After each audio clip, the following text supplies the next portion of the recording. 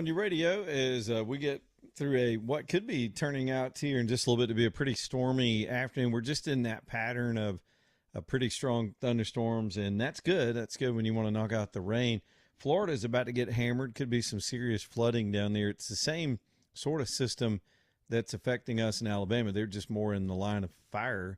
And then I saw a long range forecast a little while ago that has a potential tropical system somewhere down around the Keys, maybe working its way through the Gulf next weekend. That's not a certainty. It's one of those outlying computer models, but we're starting to get into that zone where we've now got to consider tropical weather. Florida, as many of you know, has had a severe, near dangerous drought since well back around Christmas, and so they're getting a lot of help from all this flooding or all this rain. Problem is, it comes too fast and it runs off, and they still need good soaking rain. We're in the same shape. We're crawling out of a pretty close, not really severe drought conditions, but it's been a dry. It was a dry winter and spring. So here we go with that. I can hear the thunder bumpers out there now. Now, there are no tornadoes in the forecast, but with this kind of spin up weather, as we've seen the last couple of weeks, there's always that outside chance that there could be, just a small twister that pops up and does damage. So we'll let you know if anything tracks on that this afternoon. Mandu bringing you the show tonight, Manduu. That's the workout place where you can work out without using weights and cables and all that old out-of-date technology. And let's face it, some of us are out of date. We just can't work out like you used to. I was talking, Jessica's youngest, he's a little fellow, but he's old enough now to start, strength training. And it was funny, we had this conversation about it, and he doesn't need to overdo it. And I was like, well, I'm on the other end of that curve. There's a time in life when you're young and full of vinegar and you think you're just going to lift all the weights. But sometimes it can be damaging. And if you get debilitated at the gym, if you pull something or tear something like I did a bicep years ago, next thing you know, you can't work out at all. And then you're really going through some things. So consider it. There are two sort of groups. They're the gym rats that you just can't get any more push from the gym. And gyms take forever. They're slow. This is a full body workout that they do with an electronic suit that can absolutely work your whole body in 15 minutes. Sounds kind of crazy and it sounds a little gimmicky, but it's not. It's science, and they can explain it to you there. The electronic stimulation actually flexes your muscles for you, and it's so efficient. Again, you do your full body in that suit, you're done. After 15 minutes, you can't even come back the next day. It's so intense. You got to let your body recover, and people are finding it may be the thing to give them a push. Then you got people on the other end because you're getting older, you've lost a step, mobility issues. We've even had some listeners over the years with MS that had completely thought they'd never be able to do any kind of strength or resistance training, and now they've got this. It's called Manduu, Manduu. Been around Homewood for years now. It used to be a new, wild kind of concept, but they're growing. They've got a location on University over in Tuscaloosa now, and one in Huntsville now. So go see Paul. Y'all can try it for free the first time. They want you to get a sample. It's weird. The first time you do it, it's going to be totally weird. But once you get past the weird and get to understand it, it may be the thing to get you where you want to be. Manduu, Manduu. Y'all go try it. Get online and fill out the forms first, though, because there's some medical vetting. You got to be medically eligible. And every time you go, you get your own dressing room, your own trainer, you get your own time on the machine, and then you're off. You're off for the rest of the day to do whatever you want to do. Manduu, Manduu.com. All right, an update on Alabama's maps. We're going to revisit some things we've already talked about today, just to kind of get on down the road with the second half of the show. Apparently, the Supreme Court did take up formally Alabama's appeal of the 3-judge panel that threw out the map that the governor and the legislature wants to use on August the 11th. So the Supreme Court has it. Justice Thomas is in charge of the case, and he has given any other opponents of the appeal until Monday, June the 1st at 4 o'clock to get their responses in. That's the normal order of business. I think the state of Alabama wanted a sooner or more expedited maybe ruling for relief. They're not going to get it till at least Monday, and it may be after Monday. But time is of the essence. We're trying to get a do-over on these House races, and we're just in a stupid position because I just think the whole thing's been poorly handled from day one. So here we are, back before the Supreme Court. We'll let you know if there are any other updates. It sounds like, based on the deadline, we're not going to hear much on that case until Monday afternoon. So a couple more days of not having to talk about the map wars. So there's that. I tell you what, let's go back to the Senate race. We started getting some calls on that when we, last caller, last hour was Beth making her case, for Barry Moore. And I just had some thoughts listening, to her explanation as to why she's supporting, Barry Moore. For me, and I've been full disclosure since he got in the race, because I met with Jared Hudson before he ran. Sometimes candidates will do that. They'll want to talk things through, and I'm fine to have a cup of coffee and give them some free advice. And so I met with Jared. I told him what the obstacles would be, and I was correct. He has far exceeded my expectations in being able to be formative and raise money, and he made himself into the runoff. And he's a friend. He's been a friend for years. I respect his resume and what he's done with his life, and I like that. I love non-politicians running for these offices. So I've supported Jared from the beginning, not in a campaign kind of way. I don't give to candidates. I don't go to their events, really. I just try to avoid all that so we can talk about things on the radio. But here's something I just want y'all to know, because it's going to get stupid as politics is nowadays. It's why we get the Congress that we get.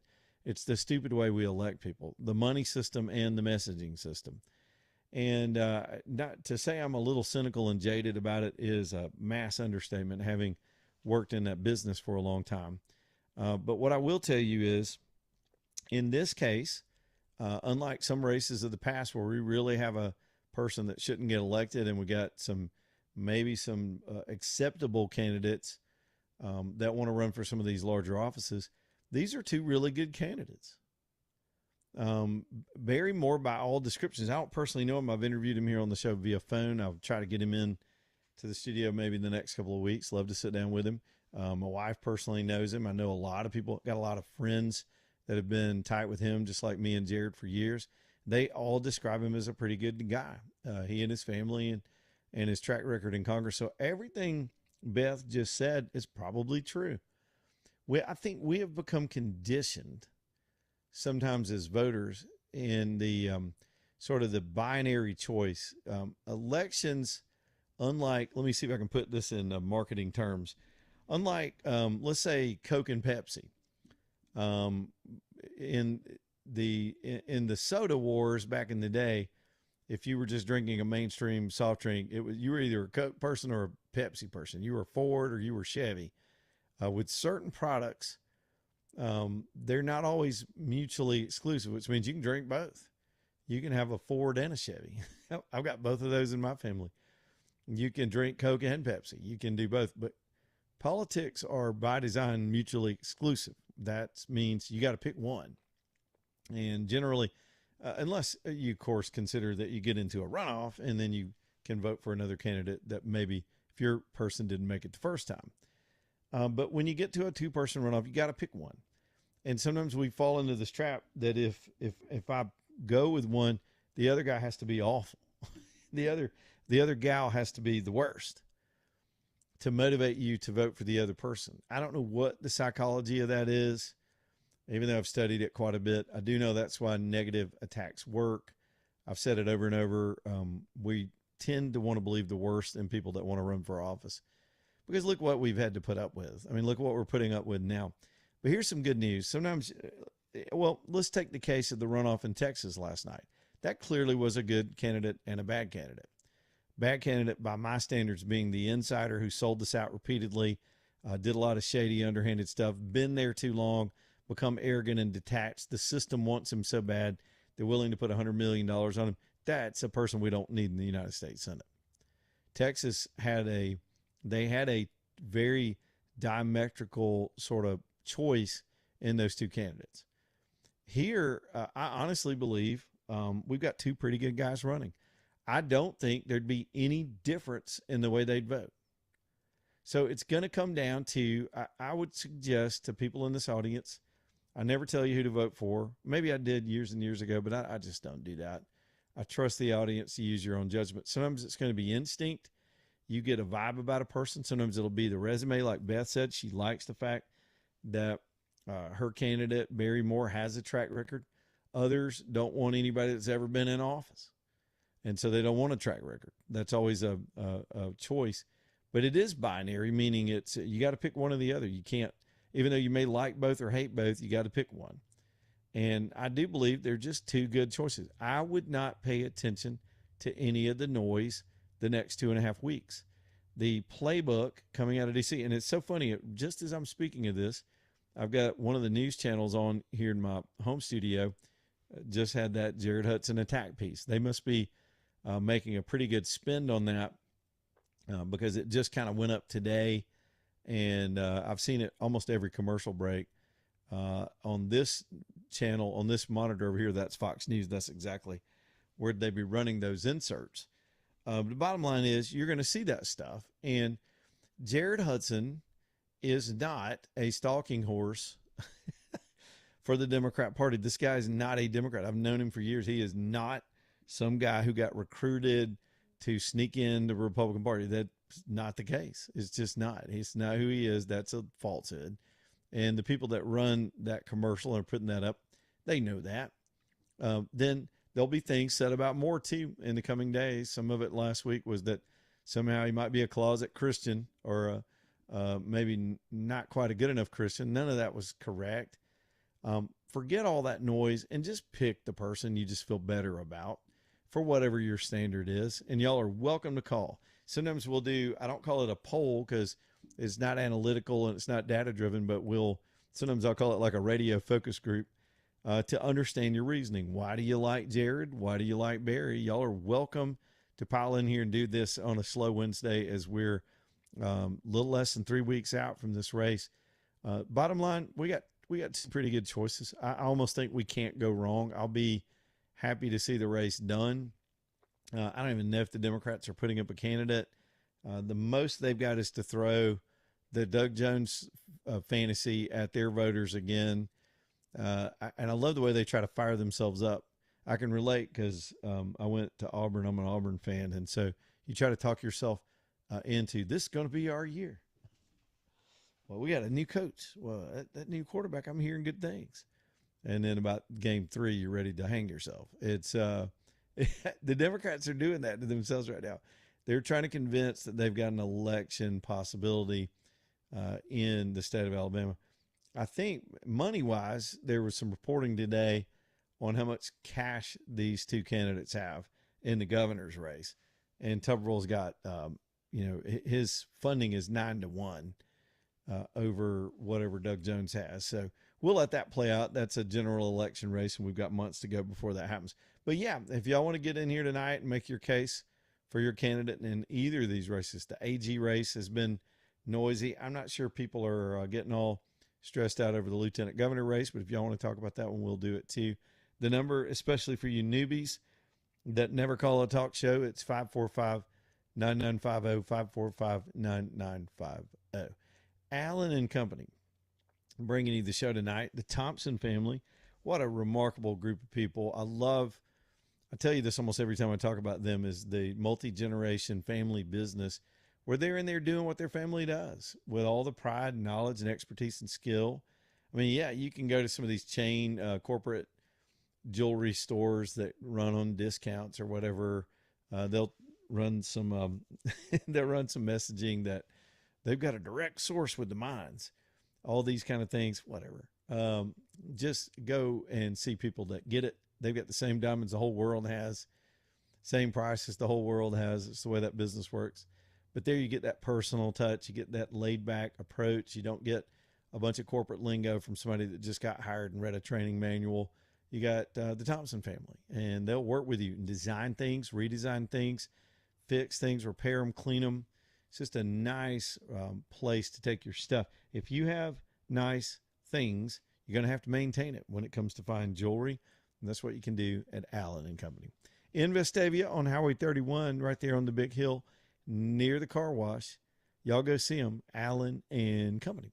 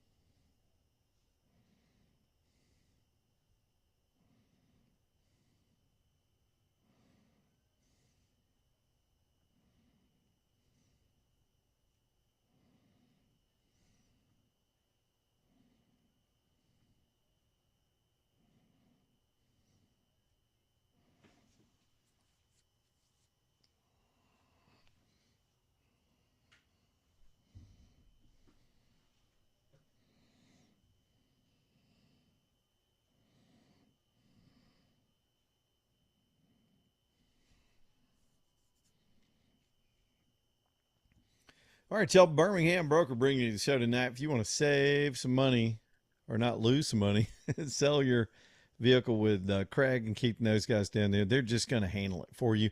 You've got people to do the things that you have to do to get a car sold nowadays. They know the market. They know what it's worth. They can find the buyer, do all the haggling, transact the paperwork, and get you a check. It's the way the fancy folks do it. In fact, Craig, that's how he got started. He used to sell the high-end collectible vehicles, supercars, antiques for a lot of wealthy folks. And then he thought, you know what? Regular people could use this service too. People that do Fords and Chevys and Toyotas. And that was how Birmingham Broker was born. It is really remarkable. You'll never trade another way again once they sell a car for you. That's just how I feel about it. I know I won't. BHAMBroker.com, downtown Birmingham, 4th Avenue South, BHAMBroker.com. All right, we'll take some more calls about the races. A little bit of a slow afternoon anyway. Rocket is over here on line 3. Rocket, what do you know, man? Hey, Leland. Your comments a minute ago about Moore and Hudson and stuff, they're really pretty good candidates. I agree with that. But I don't think that applies to the Attorney General's race. And I'll start this by saying I've been listening to your show, I guess about a year now, a lot. And one of the things that you've said repeatedly is that all Republicans are not the same. I mean, I was one of those people that thought, well, if you're a Republican, you're like me, and you got the same values.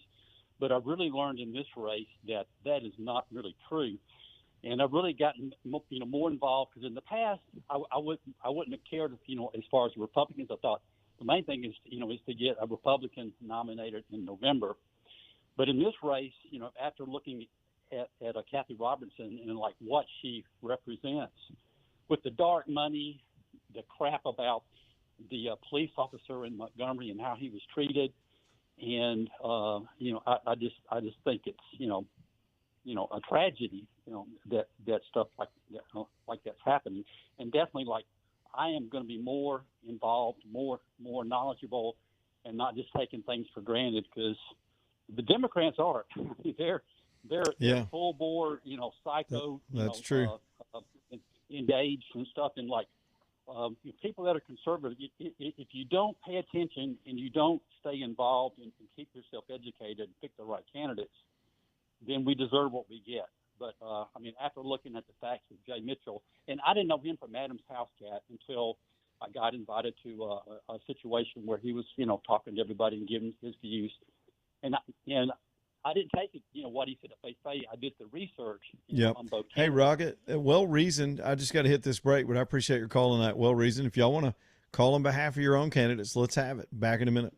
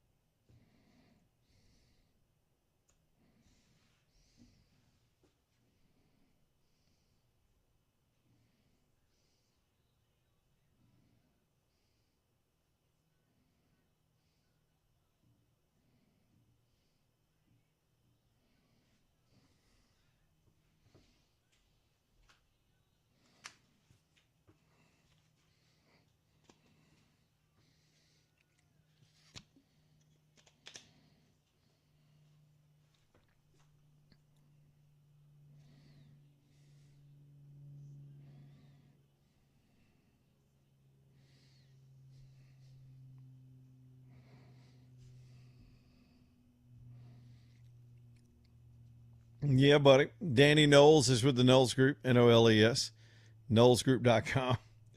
I'm just laughing at a soundbite I just listened to. I'll play it for you here in just a second. Man, Danny is a lifelong friend, and I don't know how they do what they do. I'm not a stockbroker. I'll follow the markets. I look at the day-to-day swings. I'm always looking for headlines because that's what I do for a living. Danny and his team for decades have looked at the long trends, where the market's been since it was invented, all the way to where they can project out into the future based on those averages and trends where your money will be. And that's the approach. It's a conservative, logical, sound approach that ignores the wild swings because you can't panic on the down days. You can't get too fired up on the up days. You're playing that trend line right down the middle.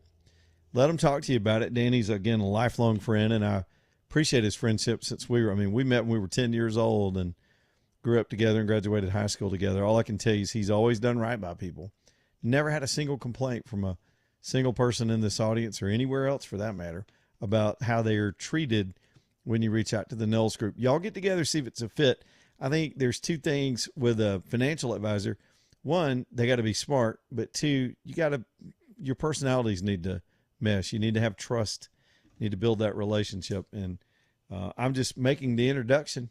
It's the Knowles Group, Noles, the knowlesgroup.com, the knowlesgroup.com.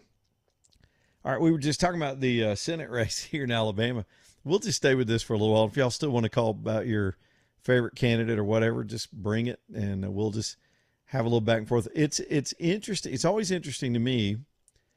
I know people tune into the show to get perspective or to hear the latest headlines or to get my take on things sometimes, but I like your take on things. I really do. What people are hearing, what's punching through, what's being effective, especially with a 2.5 week crunch. That's why you do focus groups in the beginning. When I used to run campaigns, that's why you would put a group of people in a room and observe them and listen to what they had to say and not just make it data driven. So y'all bring it 545-9950. Hudson had a pretty good line.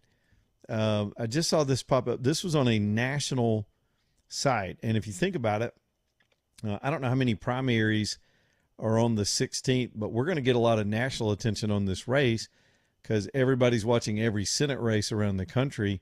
We've already had these shakeups. Now, this is an open seat, but we've had these shakeups. We had the huge shakeup last night when Cornyn got that fresh spanking. Oh, that was so good. I slept so well last night. 28 points. Come on, America. Something's being said to these people, these do-nothings in the establishment. So here we go with Alabama with a fresh chance. And naturally, Barry Moore's going to run on his record. He's been in Congress.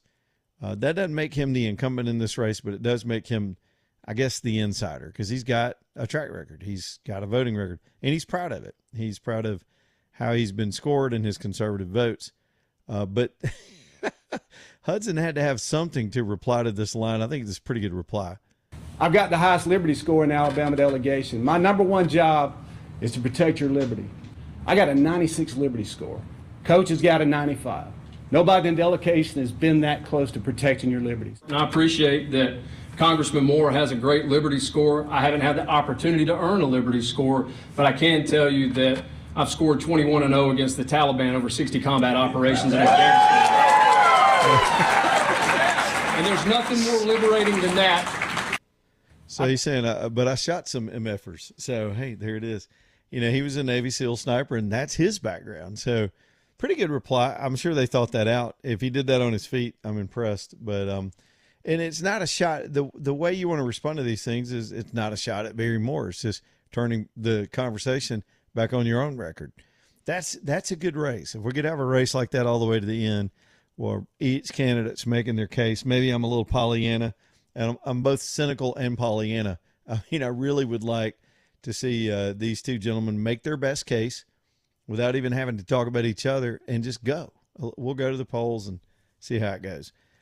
Once again, a lot of you are going to be in my box. It's summertime, and there's a lot of travel in this time of the year. You would suspect a pretty low turnout race. Runoffs tend to trend a lot lower than the initial primary races, which was the case the last time we had a Senate race here in Alabama. And if I remember right, I'm going to try to do this from memory. I think Katie Britt achieved about 250,000 votes in that runoff. I have to pull those numbers up and be precise. It might have been 260. Here's my point. Senate seats are big deals. They're 6-year terms. They tend to stay there for years because of just the power of incumbency. So in her case, a state with almost 5 million people, I guess maybe we're over 5 million now, is sending a senator to Washington that really got there with only the support of 250,000 people. If you just break that down, because again, Democrats can't win generals in this state. So it comes down to a Republican primary election. That case came down to a runoff as well, just like this one. And so, and then you take into account that this one probably doesn't even have as much heat on it as that one had at some point. And because there were many more millions dumped in here by Washington to get their girl into that spot. And so it had a lot of volume, but still only 250,000 people decided that race. Isn't that something? And I suspect, if I had to really guess, unless this thing gets a lot more volume or starts getting national attention and Alabama voters start getting invested in it, I would suspect this race will probably, the winner can probably wind up in the United States Senate with less people than that. How about them for numbers? See, when you're running, the smartest thing you can do when you're running any race, the very first thing every candidate ought to do is look at a turnout model, which means how many votes you got to get to win this thing. I knew a guy years ago who complete unknown in the city of Birmingham, but he wanted to get elected to something, and he figured out that one of these council seats in Birmingham, if you could just get 1,500 people out for you, you could win, white boy and all, and he did. I mean, he just had a smart campaign to reach out to voters and get them to the polls. He got his numbers up. It's the same thing even on a statewide race. You got to know what your target is. You're not just blindly shooting a shotgun, hoping to hit something. You got to know how many people you got to drive to the polls, and then that's going to depend on a lot of other things. So I would guess, if I had to throw it out there, less than 250,000 people will probably vote for the eventual winner, which will be a United States Senator from the state of Alabama. So put that in your pipe and smoke it, and get ready if you're going to be traveling like me to do an absentee ballot ahead of times. You can look up on the Secretary of State's site on how to get those requests in or how to vote in person absentee. The only time I've ever voted absentee was actually when I was in the middle of a race, a big race, and I knew I was not going to be home on election day. And this would have been 2002. I was living just inside Talladega County at the time. And so I had to go vote down at the Talladega County Courthouse, did it in person.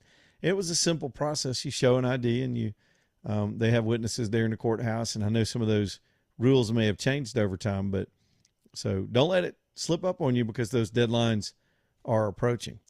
Lonnie's Furniture Company is continuing their Memorial Day sale. They're going to keep this thing going all the way through this weekend. I love it.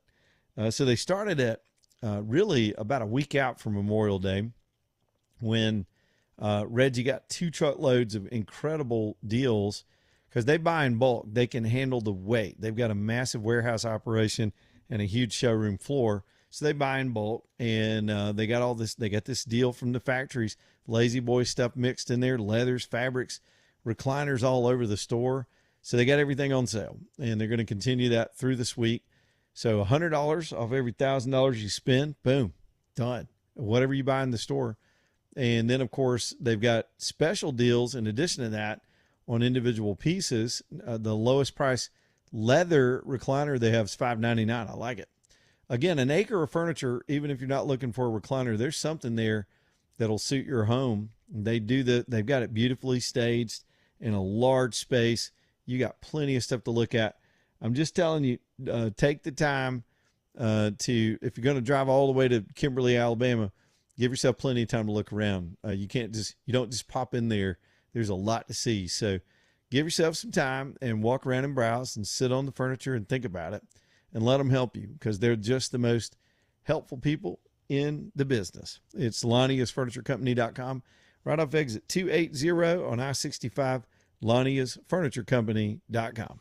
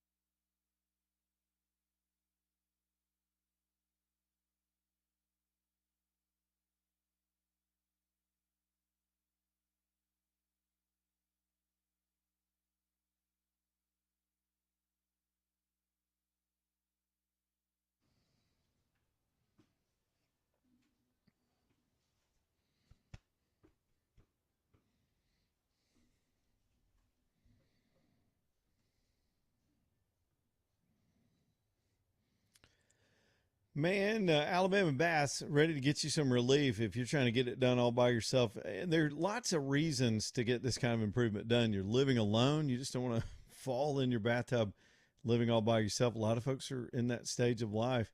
Maybe you're just getting older and you've lost a step, going through some things, disabilities, injuries. Man, I've had injuries where it's amazing, man. You need both hands to get it done in the shower, and it's hard to steady yourself. Alabama Bath specializes in improvements, actually entire replacement systems. These aren't cover-up systems for aesthetics. These are thought through to make it easier to get in there and get this done.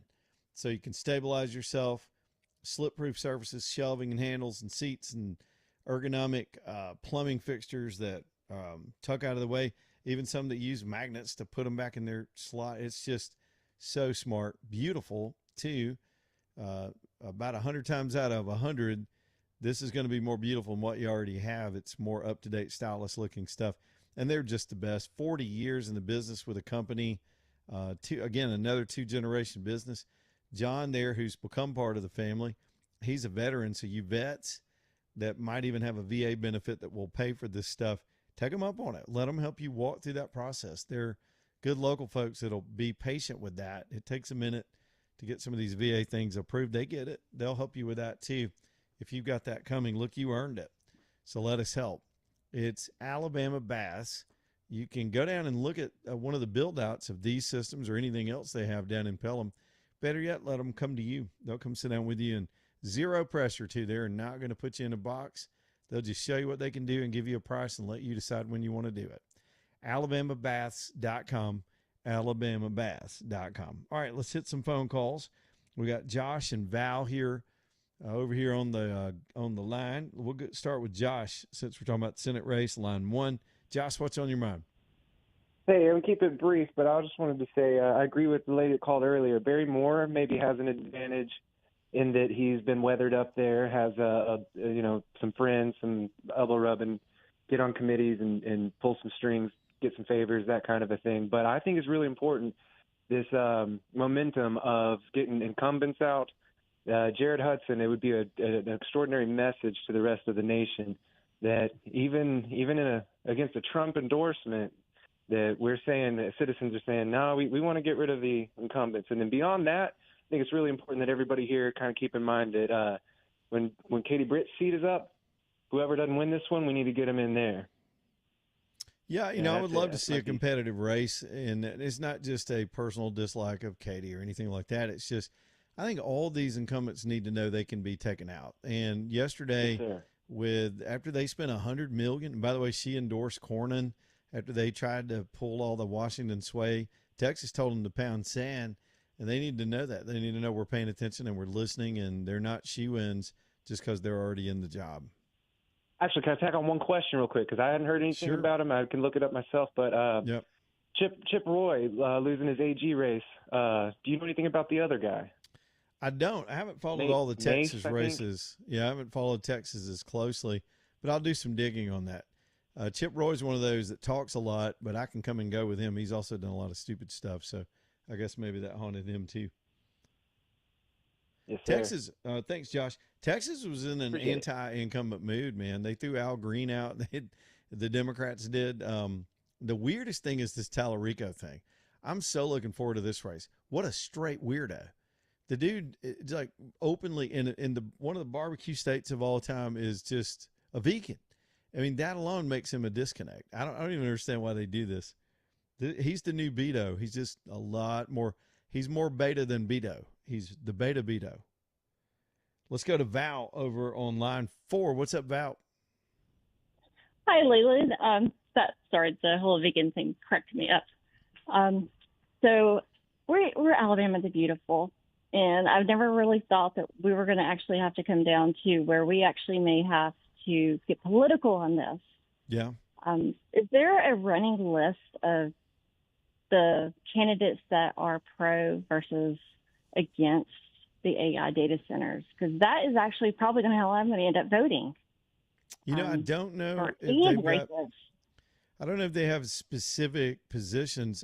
I would imagine most of them are going to have the reasonable enough position to say, look, we got to build them, and that's true. Just like we have to build prisons and landfills, and nobody wants to live near either one of them, but society breaks down without them. These are something new, and there's a lot of foreign paranoia that's being sown on social media, particularly about these things, because, again, China does not want us to get a competitive advantage. But at the same time, there are outrageous horror stories of eminent domain, the noise they make, the power bills, everything that comes with the downside to these centers. So I don't know that even personally, I would demand a candidate either be for them or against them, because they're going to get built. What's happening in Bessemer is ridiculous, because that data center is nowhere near Bessemer, and they've annexed 1,600 acres, and that's bringing more property tax value than all of Bessemer city limits combined, and the citizens that it's going to impact aren't even near the city limits. So they had zero say. So I'm personally very much against any candidate that's for it. The worst part And about the whole so- Bessemer deal, in my opinion, is just the whole secrecy of the thing, the vagueness, the quickness with which they did it. And it was just, very underhanded. And you're right. It's just like the Right. Birmingham Waterworks. For years, we had to suffer under ignorant, incompetent leadership because of the Birmingham city power structure. But that waterworks affected people miles and miles away from the city who had no vote in the city of Birmingham. So Right. Now they're talking about one near Grand River, which is yeah, the Copper River, which impacts all of us because that's the Copper River and our drinking water. Well, look, keep up with it, So- Val, and call anytime if you pick up on some information. I will say that some of the proposals you'll see online are not legit. People are so paranoid right now, and I don't blame them, but they'll pop up and say, hey, I hear there's one plan for here or there, and the community gets Yeah. up in arms, and there is no plan. A lot of Well, I people are heard being a scared rumor. of these things. Tuberville's for them. Have you heard that? Well, loosely, yeah, he's got that same approach. I mean, even Gary Palmer was approaching it this way, that if we've got to win this larger international race of building this infrastructure, but I don't know that they're for the tactics. Here's what I would be wary of. Tuberville was soft on this Public Service Commission rewrite, which I do believe 100% is a precursor to removing obstacles if the power company is going to have to barrel through like Georgia Power did over in Georgia to use their eminent domain capability to help these private data companies. That's where it gets unholy, is using a public utility that's been given unique, authority under the necessity of what they do. And then maybe we need to declare these data centers, a public utility so we can regulate them. I don't know. But these are giant private companies that are straight running over people right now. Right. I'm in IT, and that's like, Yeah. I'm in IT, and I don't approve of this. So what's really bad is, this could profit me in the long run, but then Mm-hmm. Alabama the Beautiful is going to be gone. Got it. Technology gets smaller and smaller, but we're building these enormous things. What's going to happen in 20 years when we don't need it as large as That's it true. is? I think about that all the time. I was like, That's they're going to put billions into this tech, then the tech's going to be obsolete in 5 years. I don't Right. know. Everything's going to be smaller. Thanks, Val. Good And then call. we're gonna have Excellent call. Keep Thank- us posted. You can kind of be our show expert on what you're picking up on, because there's so much out there. We'll knock down the rumors that aren't true and try to tell y'all what is true. I live in the real world. I know these will be built, and they have to be built. There's no not building them. The question's going to be where, and then we've got to have proper rules and the proper procedure so that people aren't run over. But right now, it's because of the race and the alarmism that's associated with it. We've got some horrifying stories coming from all over the country. People that live next to them, people that have had their houses and property taken, in big tech. Look, our politicians largely are easy to buy and purchase, and these companies have the deep pockets to get anything they want. I mean, you've got this massive alliance between these international tech companies and these powerful utilities together at once, using their control over government officials to plop these things where they need to put them. And it needs to be more thought out. I don't want government to slow down the race, but I don't want our citizens run over. And this is going to be red hot for months and months, if not years from now, as we move along. All right, I see Matt, I see Larry, and Maria. We'll go hard on the phones as soon as we do the 18-19 break. Back here in just a minute. Leland Live.